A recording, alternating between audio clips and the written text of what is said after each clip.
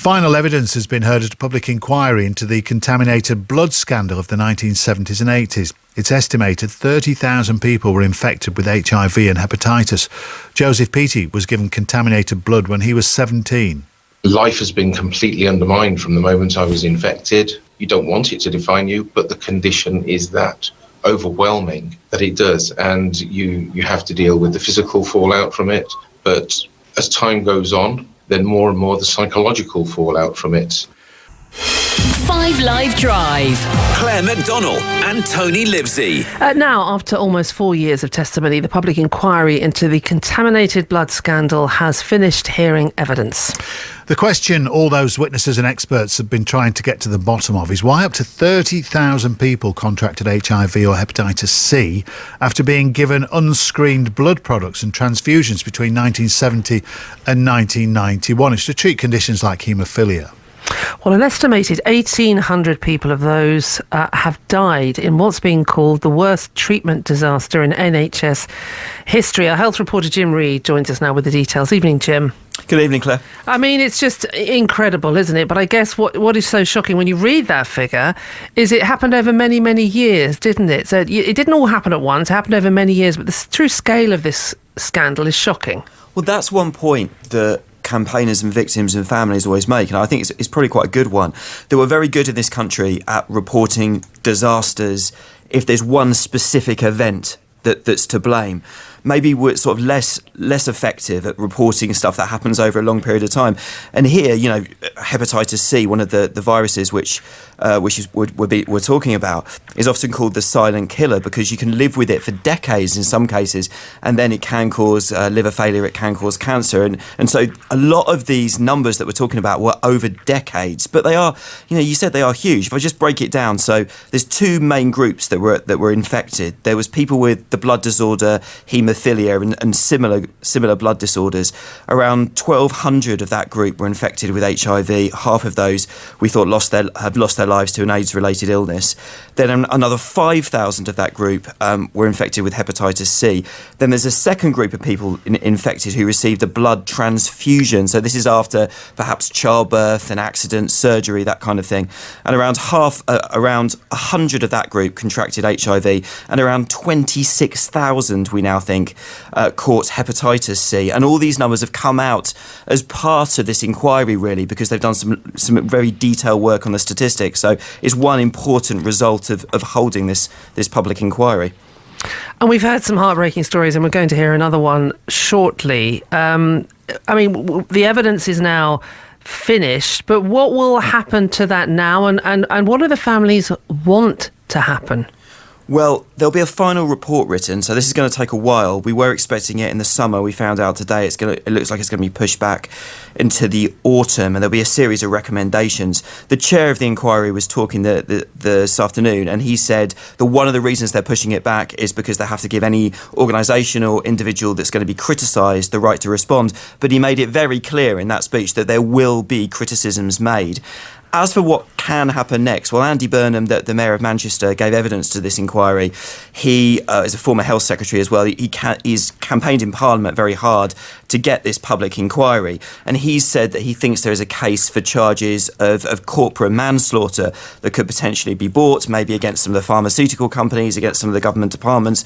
We don't know yet. So even though these hearings have finished today, it was the last day of hearings, it looks like this could continue in the future. It's not resolved by any stretch of the imagination. And it was a death sentence for many, but excuse me, a kind of living death sentence for others. We heard from a victim in the last hour who was told, he survived, but he was told him and his wife could never have children. The impact has been huge, hasn't it? That's right. And if you contracted hepatitis C, even if you have managed to get treated for it now, the health impacts can be huge along the way. You know, I've spoken to people, I've followed this case for many years. And I've followed people who, when I first met them, seemed very well, but have sadly lost their lives since because they've suddenly contracted or been diagnosed with cancer that's been caused by that hepatitis C. The other thing to mention in all this is the impact on children was huge and much higher, I think, than many people realise. So of the 1,200 haemophiliacs who contracted HIV, we now think around 1 in 3, so 380 were children at the time. There was a whole week's worth of evidence given in this public inquiry about one single boarding school, a state-run boarding school in Hampshire, which looked after children with medical difficulties, including haemophilia. And 72 of the children, the pupils at that school, have subsequently died either of an AIDS-related illness or of complications linked to hepatitis C. So the impact on those families, as you can imagine, has just been huge. Jim, we spoke to one of them in the first hour of the programme, Richard, who was exactly the man I was just talking about. So listen, thank you so much for following what has been and continues to be an extremely important story. Our health reporter, Jim Reid. Let's speak then now to Mel McKay, who was given contaminated blood as a child in the 1980s. Mel, hello to you. Hello. Hi. Mel, can you take us back then to when you were 7, I believe? What happened to you? Well, it was actually between the age of 4 and the age of 5 where I was given blood transfusions for having open heart surgery. But then when I was 5, I had my tonsils out. But a week later, I was hemorrhaging and was rushed back into hospital, and my parents were told that we don't give this to your daughter's going to die. So they had to give me factor 8, which is unusual to give to somebody like myself that wasn't even haemophiliac. But it wasn't until I was about 8 years old where I was actually diagnosed HIV positive, where my parents were told that I wouldn't live beyond the age of 10. And Mel, was it not till you were 14 that you were told this? Yeah, I wasn't told until the age of 14. And just on that, just so we can get an example of the sheer nightmare scenario here, when you were 14, who was it? Your parents who told you? Was it medical professionals who told you? It was my consultant at the time at the local children's hospital. I had to go to a meeting with my parents, and in that meeting, my consultant said to me that, asked me if I'd remembered the blood transfusions I used to have due to having taken AZNT, and I said yes. She said, well, when you were tiny, you were given a blood transfusion that went wrong, and you were infected with something called HIV, which I had never heard of. I was all that time going to a clinic where children were being treated for cancer. So all that time, I was wondering if I got some form of cancer that was making me not lose my hair, because I kept all my hair. Yeah. So it was quite daunting and scary to be told at the age of 14 that I was infected with HIV. And when we're all now imagining ourselves in that position, I can tell you, when did the full realisation dawn on you? When did you actually realise the significance of that diagnosis? I think it would have been probably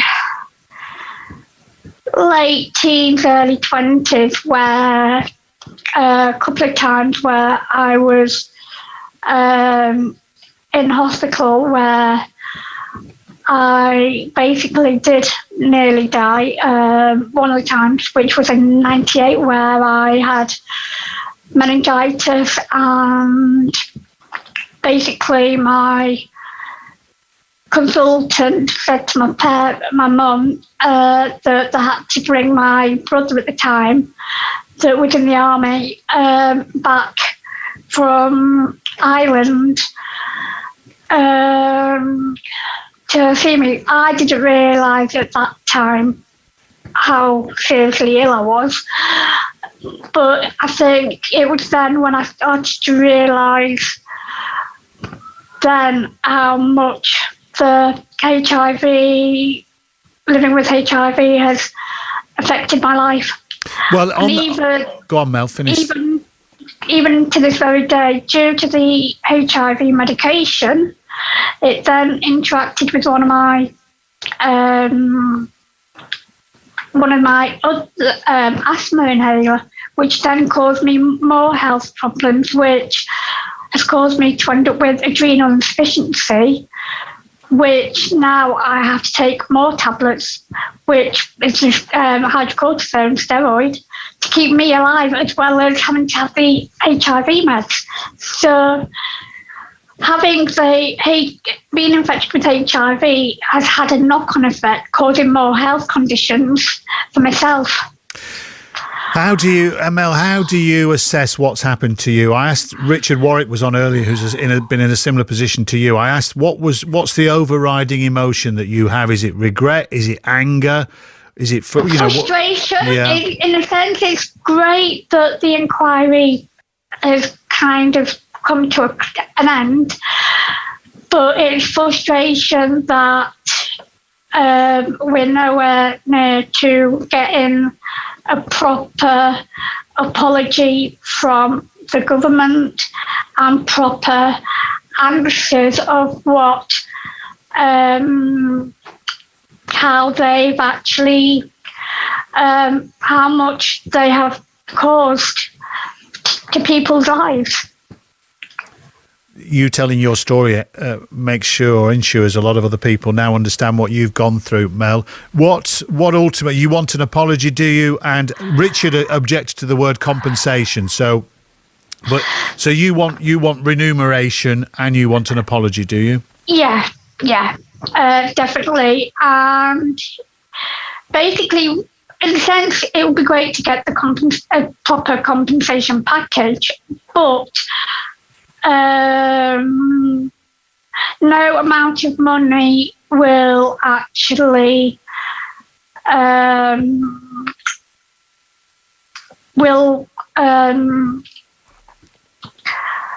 basically will make up for what you've been up for everything that we've had to deal with and go through, and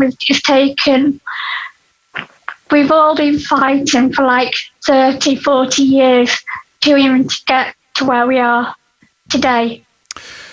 Mel, it's very humbling hearing you tell your story. Thank you so much, and I hope you get everything you wish for and have a lovely life ahead of you. Thanks, Mel. Thank you. Thank you. Mel McKay, her story is self-evident, and, if anything, just establishes the full horror of this situation, doesn't it? Right, it's Drive on 5 Live with Clare and Tony, 19 minutes past 6.